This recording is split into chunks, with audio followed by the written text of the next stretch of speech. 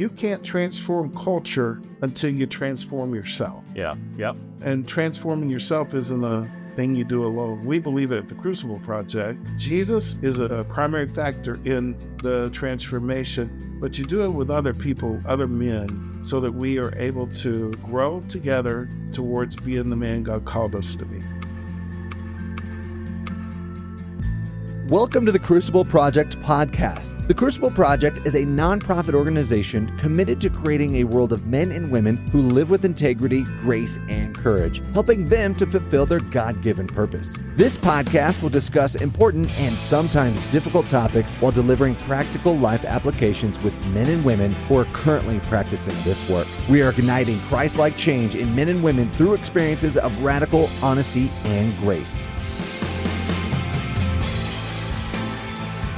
Welcome back, all of you who are subscribers. So thankful that you're listening and love hearing the testimonials of people. Like, reach out and let us know what impact this podcast is having in your lives, and love the fact that you're sharing it with friends so that we get more and more subscribers and we're impacting the world. So thankful for that. Hi, my name is Wooten, and we don't have a host. It's just me and Byron Myers again. Say hey, Byron. Hey, good to see you guys again. Yeah, I'm the executive director of the Crucible Project and support the work that we do. And Byron Myers is the leader of our men's ministry, all the work we do with men, 500-600 men will go through the retreat in 2025. And so really glad to have you around and to have this discussion. We've been doing this for a while, but we don't have a name for it, right? So I think we just came up with it. Christian manhood. Is that right? Yeah, I hope that lands. Yeah. Real Christian manhood. And that's what we want to talk about. And today, if you're a woman and you're listening, you're welcome to stay on. But we're talking about being real Christian men and what real Christian manhood looks like. And today we're going to get after a topic that Byron's called stirring of the heart. Yep. How our heart stirs and how we react to it and how God actually truly shows up in some of these cases. I'm amazed at what I thought I knew about change and what I've discovered about change. I mean, I went to Abilene Christian University and stayed and got my master's in clinical and counseling, and it was all about how can I help people with change to get to where they want to be, especially around mental health concerns was my training. And then spend my life reading how to help organizations change and how to help leaders change. And until I started working on me, I don't think I really understood the hard truths about change. And most of us don't like change, period. That's for sure. There are the few who just love something new, but for the most part, that change, especially in the heart, in the soul, in a direction that we think we ought to be going. You know, our weekend is, in a lot of ways, it's about change. It's about how do I change to be the better man? And I call that a heart stirring, right? I think there's something that God puts his finger on, and finally we push over the edge and say, okay, I'm going to start working through some of these things, whatever they might be. But that's not always enjoyable, is it, Roy? No. And so then I've learned some things about change, primarily, not from what I read or what I learned at a conference, but from my own experiences of trying to change some things about me so that I can be all God's called me to be the man that I believe God has been asking us to be and gave us the Bible to step into being. One of the things that kind of gets under my skin is when I hear a sermon and there's this promise that everything's going to be wonderful if you just commit to making Jesus Lord of your life. You won't have financial struggles. You won't have relationship struggles anymore. You won't be depressed anymore. If your faith is strong enough, you won't get ill anymore. And I've found that to just be nonsense for me. Yeah, agreed. I've been describing it this way because I've been seeing it a lot. I've been seeing it in my life, but I've been seeing it in others as I walk with them, and then they're wrestling. I know where I'm supposed to be. I know this is what God's got me, but this isn't feeling quite right. This isn't pushing forward. Or they came off the retreat and they say, wow, that was so powerful. Some things got better, but here are some things that seem like they got worse. I'd say it to many people that when God works through our heart, the heavens don't always crack open and angels sing. It's a continual struggle for a while until we're aligned with God in some way. Yeah, Paul talks about like working out your own salvation. He also speaks to maturing in our faith. So I found that to be true. I've experienced challenges in my life, and so have people around me. Good Christian men have had a wife leave them for someone else, or have experienced a medical journey that's just really been tough. So this idea that it's all sunny and roses and rainbows, I think is how you said Yeah. it, is just Yes. not true. And I don't think Jesus ever promised that. He promised to take up your cross daily and follow me. He promised that there will be hardships and struggles. And when you're persecuted, this is how you handle it. And when these challenges in life happen, it doesn't mean that we're not going to have them, but he does promise an eternity where he is. And I believe I was redeemed and saved at the moment that I took Jesus on as my Lord and Savior. And to God, I look holy because he's looking through the lens of our Savior, not me. But there's this work around Mhm. continuing to grow into righteousness and holiness. And it's challenging. I wrote an article recently around some things that are true, some hard truths about change that a lot of people don't talk about. Like you may have to change for things that you didn't do, but for things that were done to you. Like in a situation where something happened to you a long time ago, and you've got to go through the change and move out of victimhood into being responsible for what you do with it. And change is hard and painful. This maturing in our faith isn't meant to be easy. We say on our weekends, God challenged men, right? He challenged Mhm. Noah, he challenged Abram, he challenged Jacob, is one of our stories. So change is painful. And in fact, until the pain of change is less than the pain of staying the same frequently, we don't start the change process and we give up easy. Oh, yeah. One area, too, you were talking about promises of Jesus. He did promise he'd walk through it with you, But yeah, right?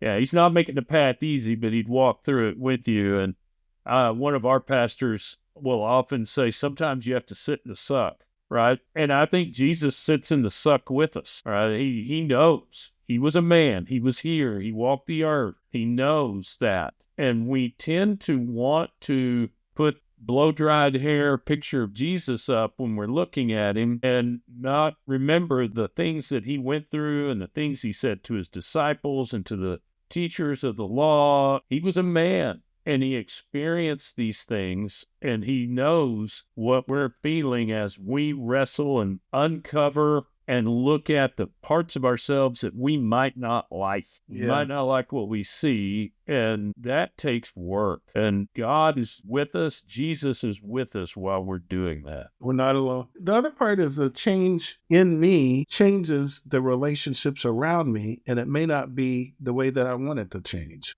Yeah. Right? So I come Yes. back, you were saying come back from a weekend, or I say I give my life to Christ, and I start working on me and the things between my head and heart, the thing between my ears that keep getting in the way of me really loving God fully, loving myself fully, and loving those around me fully. As I do that, people in my life haven't been through the change that I'm going through. And so Exactly. it messes with relationships. In fact, we may lose some friends. Some of us probably need to change out some friends, right? We may lose some friends who are in the way of our change process and our growth. Absolutely. There are people in my life that had put a persona mantle on me of expectation because I was living inauthentically. I was not a real Christian man, and I still have to work that out. I'm not 100% real Christian man. But as I made those changes, they're used to this old way. They're used to navigating the old way that I did things.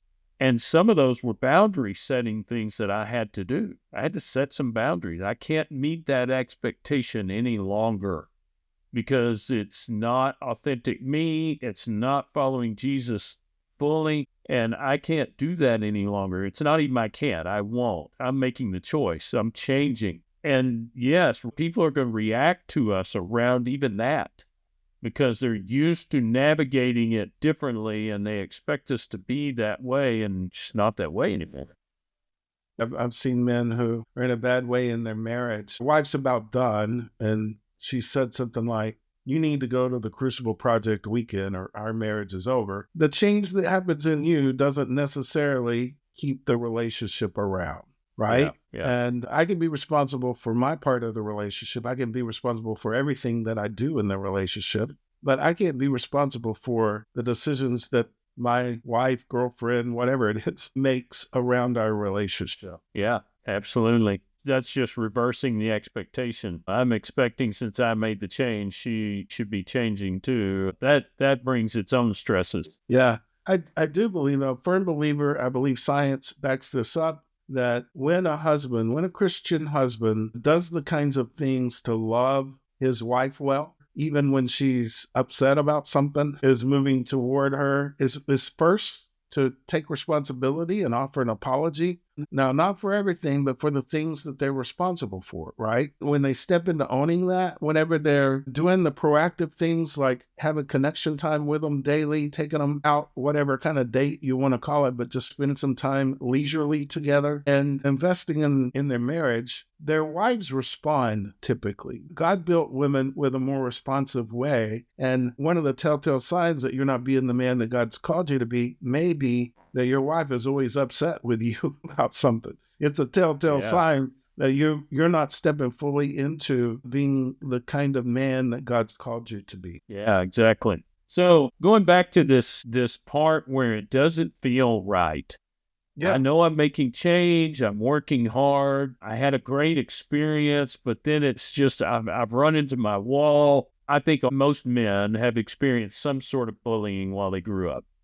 And I was able to look at that a little bit and look at how I react to that. But man, when I got back out, there are times where somebody would say something and it would feel like those boys laughing at me again.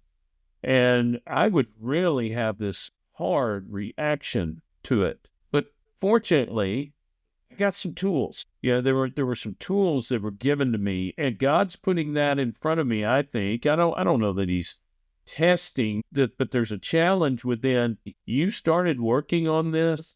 Here's some revelation as to where it's not cleaned out yet. But I got tools from the retreat. I had a community of men that I could lean on. We had the coaching. I had coaching along the way. Men have a choice to avoid the suck or to sit in it and get some people to walk alongside them. I mean, that's really what it comes down to. You've got a choice. But I believe if you keep running from that, it's just going to keep showing up. And the reason that it triggers, the reason that's so big for you in your reaction, and my reaction whenever that happens to me, is because it really is all about me and my own stuff. And so it's like the way the Holy Spirit is saying to me, you need to pay attention to this. You need to do something with this, right? Yeah. I also think that there's a difference between running and numbing and facing whatever that is, right? Yeah. Avoid the suck, run from it, whatever. But our growth and the invitation God's given us whenever he highlights that place in us to us through the challenge is to move toward trying to figure out what that is and to do it. The thing that you and I have so much because of Crucible is other good men who are doing the same to do it with, right? Absolutely. Absolutely. And it helps with the journey because the relief is not instant. It just doesn't work that way. It's not instant. I had a coach tell me when I was working with him, it took you a while to get here. It's going to take us a while to get you out. But don't do it alone. Don't do it solo. Find a community. Find a community of men to do it alongside. When I look back to the pre-January 2009, Roy Wooten as a husband leader, he's a pretty good guy. He did some good things, accomplished in his career, etc.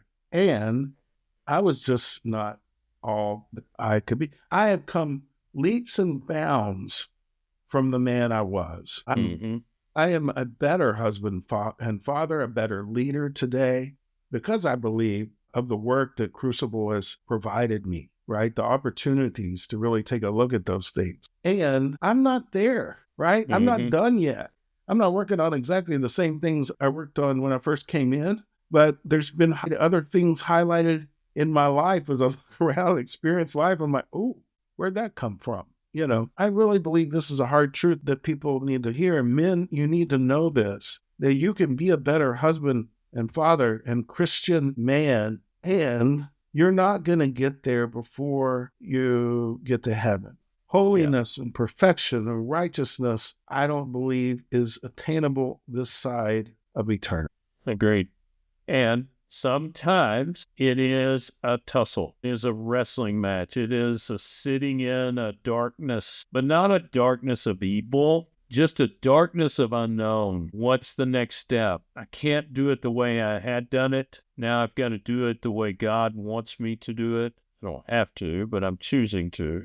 And he will light each step. And that's the darkness that sometimes we just have to work through and rely on his light to be able to help us get there. The other option is to not work through it, to just keep going, to get busy and act like it doesn't exist, to hide it, to repress it, to deny it, and that leads to nowhere good. No, if I'd stayed there and just hide it, repress it, deny it, my wife would stay with me because of duty, right? I would not be bringing joy to her life in any way if I'd stayed that direction. And it doesn't go away, so it pops up again. It hurts the people we love the most, usually. I heard a leader say here recently, whatever wounds you have personally will always be amplified in your leadership. So you want to be a good leader in your career, you want to be a good business owner, or you want to influence the world through the marketplace because you're a leader in a company and not dealing with the stuff that's yucky and dark actually is harmful to the team you're leading.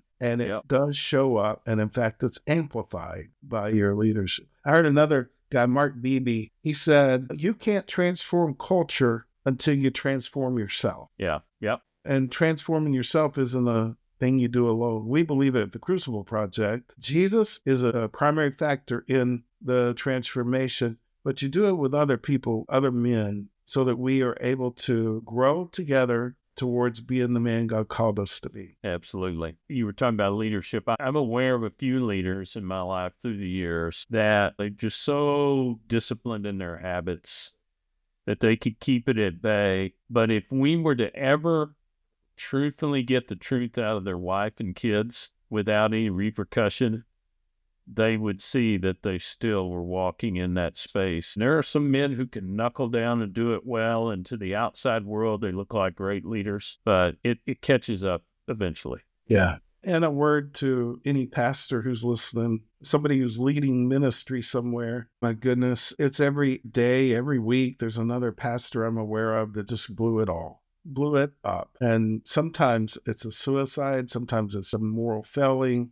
And there are hundreds, sometimes thousands of people following who have wounds because of that failed leader. So, Pastor, it is incumbent upon you to do the transformation work within you so that your leadership wounds are amplified and cause harm to everyone else. And if you're like me as a young ministry leader, I one time told my mentor, I can't believe so-and-so had an affair. That's just something I would never do. And he said, pride goeth before the fall, Roy. Pride goeth before the fall. We are all potential mess-ups, and we should humbly come toward getting that stuff cleaned up, being in a community of men where we can be authentic so that we don't blow things up for folks. Absolutely. You know, one of our leaders in our work, he says, the best gift you can give to your family, to the people you lead, is working on being a better version of you in a healthy way. Not read more books, study harder, practice some of the things you learn in a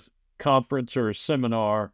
That's not it. It's not doing things. It is more of looking at who am I being? Who am I right now? And am I identified as something that's not authentically me? If you can get to a more authentic you, it's the best gift you can give to the people around you. 100%. And I know your wife is dying for you to be that. Yeah. I know that authenticity is a magnet in our world because few men are. And those people who are following you are waiting for you to do that. And your kids are waiting for you to do that. I was visiting with a guy who had spent tens of thousands of dollars going through a lot of different business leadership trainings and such. And he went through our initial weekend and stayed on and did our 2-year program, which we could talk a lot about sometime, but our 2-year transformational program. And he told me that there's never been anything more transformational to his leadership than the Crucible Project. And pennies on the dollar to what he had already spent. I'm a living testament. I was told young I would be a good leader, and then I tried to figure out, well, what does that look like, and how do I do it? Let me watch that person. Let me watch that person. Oh, okay, you do this to be a leader. But once I started my journey with the Crucible Project, it just transformed my leadership and put it into a whole different level. And I'm still learning how to be a good leader. You have a challenge for men as we begin to wrap up this session? Yeah, go on a retreat. Go on a retreat. I know it's an unknown thing. There are men who probably invited you, or this is the first time you've heard of this, and it's different. And it is designed to put you in that place that you're not going to want to look at. If you can't make a retreat, you find somewhere where you can authentically, deeply, truthfully look at that space that you've been hiding, that you've been trying to keep at bay like some monster in a closet. Get that out and begin to look at it, because it's driving the way you do things, and you do not realize the wake of damage that's being done around you. That's a good word and good challenge. Thank you for that. I guess I would challenge, if you're doing your work and it feels yucky and it's not all roses and rainbow, that's normal. That's a part of it. Don't give up. Stay with it. Yeah. Get with a community of others that can help you, and don't give up. Byron, it's been great to be with you again, and really appreciative that we were able to do this. Always fun to do it together. If you're not a subscriber and you like this, click on it. Be watching for Real Christian Manhood as one of the channels, I guess, you can follow on our podcast, thecrucibleproject.org. And if you got something out of this, forward it to a friend, another man who could also benefit from this. Between now and then, keep working on you. Let's all do it together and be the kind of men that God's called us to be. Thanks for listening. Awesome. Till the next time.